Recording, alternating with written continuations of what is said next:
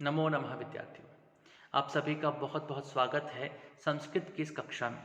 और आज हम आपसे चर्चा करने जा रहे हैं हितोपदेश मित्र लाभ के कपोत मूषक कथा के बारे में। कपोत और मूषक की कथा के अंतर्गत हमने अभी तक ये पढ़ लिया है कि कबूतरों के लिए बिछाया गया जो जाल है, उस जाल में वे सबके सब कबूतर फंस चुके हैं। और सभी कबूतरों ने उस एक युवक कबूतर पर दोषारोपण करने का प्रयास किया और उस कबूतर को यह कहने का प्रयास किया कि तुम्हारे कारण से हमने इस कष्ट को प्राप्त किया है और तुम ही इस समस्त कार्य के दोषी हो। तो चित्रग्रीव जो है वो कहते हैं कि नहीं, अब ऐसा मत कहो, क्योंकि हम सामूहिक रूप से यहाँ पर आए हैं। तो यहाँ पर जो घटना घटी है उसके जिम्मेदार केवल एक व्यक्ति नहीं है, अपितु हम सब हैं। तो इसलिए हमें किसी एक पर दोषारोपण करने की आवश्यकता नहीं है, अपितु अब सोचना है कि आगे क्या किया जाए। और एक पर दोषारोपण ना करने की बात को ही स्पष्ट करते हुए अगले श्लोक में, इस श्लोक में जो चित्रग्रीव है वे चित्रग्रीव कहते हैं, जो कि कपोतों के राजा हैं, वे कहते हैं सबंधुर्यो विपन्नानाम आपद उद्धरण क्षमः न तु भीत परित्राण वस्तुपालंभ पंडितः। यह अन्वय करते हैं इसका, यह विपन्नानाम आपद उद्धरण क्षमः सह बंधु अस्ति, यह तो भीत परित्राण वस्तु उपालंब पंडितः सह बंधु नास्ति। यहाँ पर आकर के चित्रग्रीव जो है वो मित्रता का लक्षण देते हैं और मित्रता के लक्षण के बारे में वे कहते हैं कि यह जो विपन्ना नाम आपत्ति में पड़े हुए, जो आपत्ति में है, जो विपत्ति में ग्रस्त हैं, उनका आपत उद्धरण क्षम, आपत्ति अर्थात विपत्ति से रक्षा करने में समर्थ, सह वह बंधु, वही बंधु है, अर्थात वही मित्र है हमारा, वही स्वजन है हमारा, जो हमें आपत्ति से उद्धरण, आपत्ति से हटाने में, आपत्ति से रक्षा करने में समर्थ है। जब विपत्ति में हम फंसते हैं तो विपत्ति में जो हमारी रक्षा करे, जो हमें उस विपत्ति से दूर करे, जो विपत्ति से हमको बचाए, असली में वही स्वजन है, वही बंधु है। तो परंतु भीत परित्राण वस्तु उपालंब पंडितः, भीत अर्थात डरा हुआ, परित्राण बचाने के कार्य के, वस्तु उपालंभ अर्थात बचाने के कार्य में तिरस्कार करने वाले, जो कि अपने आप को पंडित मानते हैं, ऐसे पंडित माने जाने वाले, अपने आप को बहुत बड़ा कहने वाले, केवल उलाहना करने वाले, आपत्तियों में पड़े हुए को उलाहना देने वाले, तिरस्कार करने वाले, डरे हुए और उसके बचाव के कार्य में सहयोग ना करने वाले, ऐसे लोग जो होते हैं वे केवल दिखावा करते हैं अच्छा होने का, वे केवल दिखावा करते हैं मित्र होने का, अपितु वे वास्तव में बंधु नहीं है, वे स्वजन नहीं है।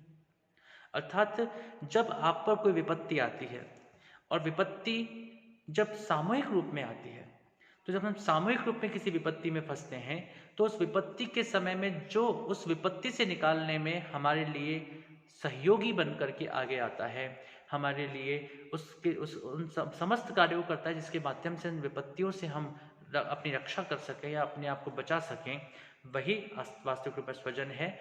उन विपत्तियों में फंसने के बाद जो केवल और केवल उलाहना देता है, तिरस्कार करता है, भला बुरा कहता है, दोषारोपण करता है, ऐसे व्यक्ति कभी भी मित्र कहलाने के लायक नहीं है, वे कभी भी बंधु नहीं हो सकते, वे कभी भी स्वजन नहीं हो सकते हैं। यहाँ पर चित्रग्रीव ने स्पष्ट रूप से सभी कबूतरों को एक निर्देश दिया कि आप यदि ऐसा करते हैं तो आप मित्र नहीं कहलाएंगे। इसी बात को आगे कहते हैं कि विपत्त काले विस्मय एव का पुरुष लक्षणम, विपत्ति के समय में यदि हम अत्यधिक व्याकुल हो जाएं, घबराने लग जाएं, डरने लग जाएं, तो यह का पुरुष लक्षणम, यह कायर पुरुषों का लक्षण है, ये डरपोक पुरुषों का लक्षण है। तत् अत्र धैर्यम अवलंब्य प्रतिकारश्चिंत्यताम, इसलिए तत्अत्र, इसीलिए यहाँ पर धैर्यम अवलंब्य, धैर्य चित्त की अव्यग्रता को, चित्त की गंभीरता को धीरजता के साथ, धैर्य पूर्वक, धैर्य का आश्रय लेकर के, अवलंब्य ग्रहण करके, उसका आश्रय लेकर के प्रतिकारः हम किस प्रकार से इस स्थिति से निकल सकते हैं, जाल के बंधन से विमुक्त हो सकते हैं, जाल के बंधन से छूट सकते हैं, चिंतिताम, इसको सोचो। इस विपत्ति के समय पर यदि हम एक दूसरे पर दोषारोपण करते रहेंगे तो हम इसी जाल में फंसे रह जाएंगे, और इस जाल में फंसे रहने के कारण से एक जो शिकारी है वो शिकारी आकर के हम सबको पकड़ लेगा, मार देगा। यदि इस समय पर कुछ करने योग्य है तो वह करने योग्य यही है कि अब हम ये सोचें कि हम इस विपत्ति से कैसे निकल सकते हैं, और इसके लिए धैर्यपूर्वक चिंतन करना आवश्यक है। इसी बात को श्लोक के माध्यम से चित्रग्रीव जो है वे कहते हैं, विपदि धैर्य मथाभ्युदये क्षमा सदसि वाक्पटुता युधि विक्रमः यशसि चाभिरुचिर्व्यसनं श्रुतौ प्रकृति सिद्धमिदं ही महात्मनाम। किस समय पर हमें क्या करना चाहिए, हमारा क्या कर्तव्य है किसी भी परिस्थिति के अंदर, उसी कर्तव्य को यहाँ पर श्लोक के माध्यम से बताया गया है। बहुत ही अच्छा श्लोक है और विद्यार्थियों को, हम सभी को अपने जीवन में इस श्लोक के प्रत्येक शब्द को धारण करना चाहिए, क्योंकि यह हमें हर परिस्थिति में संघर्ष करना सिखाता है, उस उचित परामर्श को प्रदान करता है जिसके माध्यम से हम हर स्थिति के अंदर एक श्रेष्ठ मानसिकता के साथ अपने जीवन को धारण कर सकें और अपने उद्देश्यों को पूर्ण कर सकें। तो कहते हैं कि विपदि धैर्यम, विपत्ति में धैर्य को, इसका अन्वय करते हैं एक बार, विपत्ति धैर्यम अथ अभ्युदय क्षमा सदसि वाक्पटुता युधि विक्रमः यशसि अभिरुचि श्रुतौ व्यसनम इदम ही महात्मनाम प्रकृति सिद्धम। विपदि धैर्य, विपत्ति काल में धैर्य को धारण करना चाहिए। अभ्युदय क्षमा, अभ्युदय के समय जब आप बहुत अधिक उन्नत हों, बहुत अधिक विकसित हों, समृद्धि को प्राप्त किए हुए हों, आपके पास बहुत अधिक संपत्ति हो, जब आपके संपत्तियां आती हैं तो संपत्ति में क्षमा, शांति को धारण करना, अनुत्फुल्लता को धारण करना। आप क्षमा भाव के साथ, शांति के साथ चिंतन करें कि मुझे अब क्या करना चाहिए। सदसी वाक्पटुता, सदसी जब हम सत लोगों के साथ अर्थात विद्वानों की सभा में होते हैं तो वाक्पटुता, तो हमारी वाणी की चातुर्य, वाणी की चतुरता जो है वह हमें रखनी चाहिए। हमें ऐसे वाक्यों का प्रयोग करना चाहिए जो कि युक्ति संगत हों, कथन और श्रवण में मधुर हों, जो कि हृदय ग्राही हों। युधि विक्रमः, हम जब युद्ध में हैं, युद्ध के क्षेत्र में हैं, युद्धि में हैं अर्थात युद्ध मैदान में हैं, तो वहाँ पर विक्रमः, वहाँ पर हमारा विक्रम, पराक्रम, जयशील पराक्रम, शूरता, शूरवीरता, यह अधिक महत्वपूर्ण है और इसी का हमको प्रयोग करना चाहिए। यशस्वी, जब आप यश को प्राप्त कर किए हुए हैं, जब आप अत्यंत प्रसिद्ध ख्याति प्राप्त व्यक्तित्व हैं, तो अभिरुचि ही, तो आपको अभिरुचि अर्थात तीव्र अभिलाषा करनी चाहिए। अर्थात ख्याति में जब आप ख्याति प्राप्त करना चाहते हैं तो उसके अंदर आप तीव्र अभिलाषा से युक्त हों, कुछ ना कुछ नया जानने की इच्छाएं आपके अंदर हों, आपके अंदर अभिरुचि होनी चाहिए। श्रुतौ व्यसनम, आपको यदि व्यसन करना है, अत्यंत आसक्ति करनी है, तो किसमें करनी चाहिए? श्रुतौ अर्थात शास्त्रों में आपको अत्यंत आसक्ति करनी चाहिए। उसमें आपका व्यसन जो है वह निश्चित रूप से आपको ज्ञान प्रदान करने वाला होगा, आपके जीवन को श्रेष्ठ बनाने वाला होगा। इदम ही, और यह ही, महात्मनाम, महापुरुषों के प्रकृति सिद्धम, स्वभाव से संपन्न सिद्ध सहज रूप है। यही महापुरुषों का स्वभाव होता है। महापुरुष इसी प्रकार से अपने जीवन को चलाते हैं और जीवन को धारण करते हैं। वे विपत्ति में धैर्य को नहीं छोड़ते, वे अभ्युदय में क्षमा का पालन करते हैं। वे श्रेष्ठ लोगों की सभा के अंदर अपने वाक चातुर्य का परिचय देने वाले होते हैं। वे युद्ध के मैदान में अपने पराक्रम को, अपने शूरवीरता को का परिचय देने वाले होते हैं। वे यश में अभिरुचि रखने वाले होते हैं और शास्त्रों में व्यसन करने वाले, शास्त्रों में अत्यंत आसक्ति रखने वाले होते हैं। यही महापुरुषों के लक्षण है। हमें भी इन सब बातों का ध्यान रखना चाहिए। आप जब विपत्ति में पड़ें तो आप धैर्य को धारण करने के बाद धैर्य को धारण करें, ना कि अधीर हो जाएं।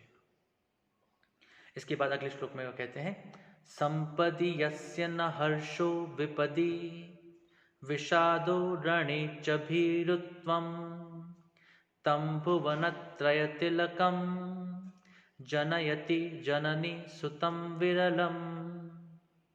यस्य संपदि हर्षः न भवति विपदि विषादः न भवति रणे च भीरुत्वं न भवति तं भुवनत्रयतिलकं विरलं सुतं जनयति। यस्य जिसका संपदि संपत्ति के होने पर भी हर्षः अत्यधिक आनंद न नहीं भवति होता है। होता क्या है सामान्य तौर पर कि जैसे हमको अत्यधिक संपत्ति प्राप्त होती है हम बहुत अधिक खुश हो जाते हैं। अत्यधिक खुशी भी उचित नहीं है। हमें प्रसन्न होना चाहिए, जब भी कोई कार्य होता है तो हमें प्रसन्नता प्राप्त होनी चाहिए, लेकिन इसका मतलब ये नहीं है कि हम ऐसे आनंद के अतिशय में चले जाएं जिसके अंतर्गत हम यह भी भूल जाएं कि अब हमारे कर्तव्य और अकर्तव्य क्या है। विषादो विपत्ति न, जब हम विपत्ति के अंदर हैं, जब हमारे पास संकट आए हुए हैं, हम कष्ट के स्थिति में हैं, तो हमें विषाद कभी भी खेद नहीं करना चाहिए। अनुत्साह नहीं अपितु उत्साह से युक्त होकर के कार्य करना चाहिए। यदि हम विपत्ति के अंदर डर जाते हैं, घबरा जाते हैं, खेद करते हैं, दुखी होते हैं, तो हम और बड़ी विपत्तियों के अंदर धीमे धीमे फंसने वाले हैं। रणे भीरुत्वम न, यदि हम रण में हैं, युद्ध के मैदान में हैं और हम भय कर रहे हैं, यदि हम भीरु हैं, डरे हुए हैं, सहमे हुए हैं, घबराए हुए हैं, तो ये उचित नहीं है। तो रण में, युद्ध के मैदान में कभी भी भीरु, कायर, डरपोक नहीं होना चाहिए। भुवनत्रय तिलकम, तीनों भुवनों पर, तीनों लोकों के तिलक के समान, तीनों लोकों के लिए आभूषण के समान इस प्रकार के विरलम, बहुत कम, सुतम, पुत्रों को जननी, एक माता, जनयति, उत्पन्न करती है। इस संसार में ऐसे वीर पुत्र, ऐसे लोग, ऐसे संतानें बहुत विरल हैं जो कि संपत्ति में अत्यधिक हर्ष नहीं करते, जो कि विपत्ति में कभी विषाद नहीं करते, कभी दुखी नहीं होते, और जो कि कभी रण में कभी डरते नहीं, कभी घबराते नहीं हैं। ऐसे तीनों लोकों अर्थात स्वर्ग, मृत्यु और पाताल, इन तीनों लोकों में तिलक के समान, आभूषण के समान पुत्रों को, संतानों को बहुत कम माताएं जन्म दे पाती हैं, बहुत कम संतान इस प्रकार की होती हैं। तो इसलिए हमारा उद्देश्य होना चाहिए कि हम आज की इस परिस्थिति के अंदर घबराएं नहीं, अपितु धैर्यपूर्वक ये निर्णय करें कि हमें अब आगे क्या करना चाहिए। तो आज हमने इस प्रकार से श्लोकों का अध्ययन किया। इस कथा को अभी हम और आगे बढ़ाएंगे। आप सबका बहुत बहुत धन्यवाद विद्यार्थियों। नमो नमः। शुभम भवतु। पुनर्मिलामः।